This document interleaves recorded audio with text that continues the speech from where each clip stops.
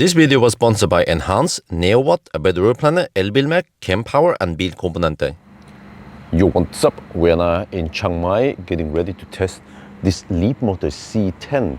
So I tested this B10 and it was fairly efficient for like a boxy car.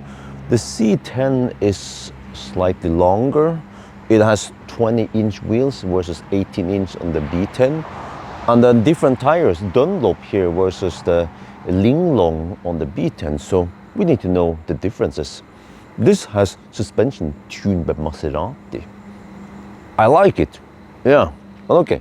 So, as you probably know, or maybe not know, I'm on a road trip now with the whole family. So, the back seats look like this. We have some extra payload here. Yeah. Shouldn't matter too much. Maybe. Well, actually, let me see. What did I put in the trunk? Oh yeah, the trunk is empty. Yeah, I forgot. So we might have only around, I don't know, 30 kilograms extra load. So that shouldn't matter too much, right? When it comes to battery status, yeah, we're 27%. So I haven't been able to charge earlier today. So I'm topping up now. And then I'm not sure what's up here, but where is it? Can you see anything there? Okay, so we're receiving 70 kilowatt. Earlier today, when it was warm outside, I received over 80 kilowatt. So I wonder if the battery is slightly cold gating, or well, I wouldn't say it's cold gating, but it is a bit cold over here. It's 17 degrees Celsius only. Oh lol! Anyone in Norway right now? Okay. Well, this shouldn't affect the result too much, right? Well, I mean, listen here. Is the cooling running? I don't think so. So I'll probably just top up, maybe not too long, because if I top up too long, then the battery becomes warm and then it needs to cool down once I start the test. So, yeah, but it is strange in this car that when you're charging, you don't see how fast you're charging in kilowatt or volts or amps or anything. There's no information whatsoever what is going on here, except for that you know that, okay, it will take 1 hour and 5 minutes, which is quite slow, right? But that's to 100%. Okay, look at that. It's so cool. The trucks in Thailand, they can have lights all over the place under the truck also. And that stuff would be banned in EU, but EU is just too damn strict, man. It's just way more colorful here in Thailand. Okay, maybe the safety not the best, but okay, whatever. All right, we're on the move. We start with the 90 test first. We cruise at 92 on the speedo. That is 90 GPS speed, all right? So as usual, just like with the B10, it doesn't remember the previous cruise control speed. You have to set it every time. But LCC is doing okay job here, at least on these roads. I don't know if you can see it, but well, this car feels a bit rougher than the B10.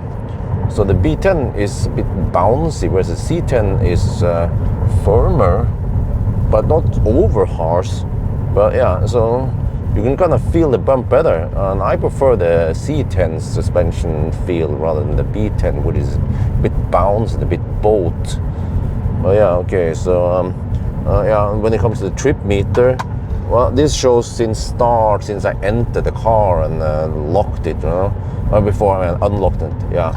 But here I had to reset this, so it doesn't have proper trip meters. Well, it has since last charge, but that's slightly off the one I reset, so, well, okay, whatever. So it's probably good enough, we're gonna see. I think also here, just like in the B10, it caps the consumption at 350 watt-hour per kilometer. Yeah, Chinese cars always about ABC, always be capping the consumption. Let's test what happens if I don't hold the steering wheel. Okay. Slightly turn the steering wheel.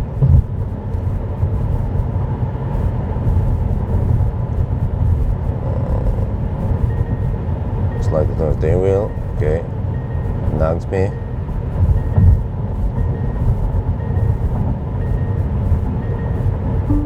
Oh, okay. Oh, nice. It slows down. But wait. But it canceled the lane centering. No, don't do that. Shit. Okay, so it was good that it slowed down, but it was not good that it didn't proceed with the auto steer. shit, if I had a heart attack or kidney stone, it would just kill me crashing into the ditch. Oh, I just noticed something here. Okay, look at the power meter here. If I increase the speed a bit, then the power goes up naturally. If I slow down now, it doesn't go to negative. Uh-oh, you know what that means? It uses friction brakes while in cruise control, just like my 2019 MG ZS EV was. Okay, well, I'm behind the dude here. But what the heck, man? That means that as long as you're using cruise control and you go uphill like here, right? And then when you go downhill or when you descend from a mountain, you don't regen. So that means shittier consumption. Let me just check now. We go uphill, okay. And then change lane. Okay, wait for it. Now we go downhill. It becomes 0. Wait, is it slightly? No. Let me try to increase the speed again. And then decrease the speed. If it would be neutral or 0 kilowatt as it claims, the speed would actually drop a lot slower. So this is not good. Our consumption was 169 watt-hour per kilometer. That is significantly higher than the B10, of course, with smaller tires. Well, let's test the 120 again.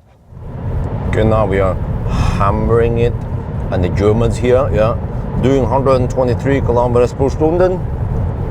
Consumption is only 197 watt-hour per kilometer. It should be, I don't know, 400 watt-hour per kilometer now that we peak in the beginning, but whatever.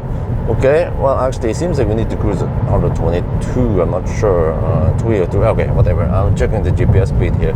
Well, okay, now I can kind of feel the bump better. But it seems to have okay soundproofing. Yeah, I mean, it's not a very expensive car. You know, it's less than 1 million baht. So, yeah, and even with 20-inch wheels, seems to be okay. Yeah, and the ride is nice and sporty. I like it. Yeah. Even though it is, okay, kind of harsh-ish, but then I feel the bumps better, which is what I like, you know. So, yeah.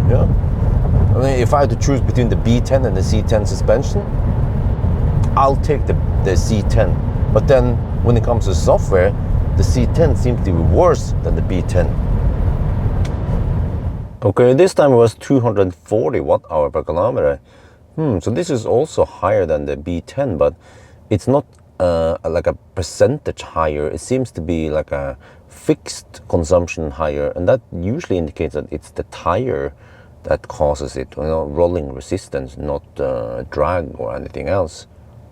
So the C10 has a bigger battery than the B10, but I haven't measured the net capacity yet in the C10. I will do that soon when I do the Thunder Drive, but I estimate 64.5 kilowatt hour for now.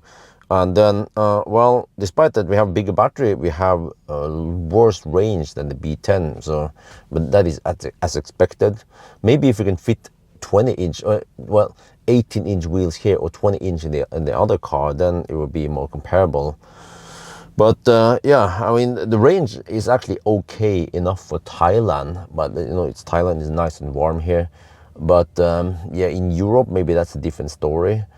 Or unless you're not using it as a long trip, road trip car, then it's also okay. But I would like to see the better charging speed in the C10 versus the B10. So like the B10 charges faster. It actually has better software, but the C10 has better suspension, or at least, you know, for my taste.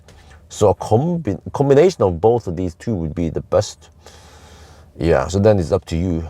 Which one do you go for, huh? The B10 or the C10? Okay, anyway, I think that's gonna be it for now. I hope you guys enjoyed this video. As always, thank you for watching, and talk to you later.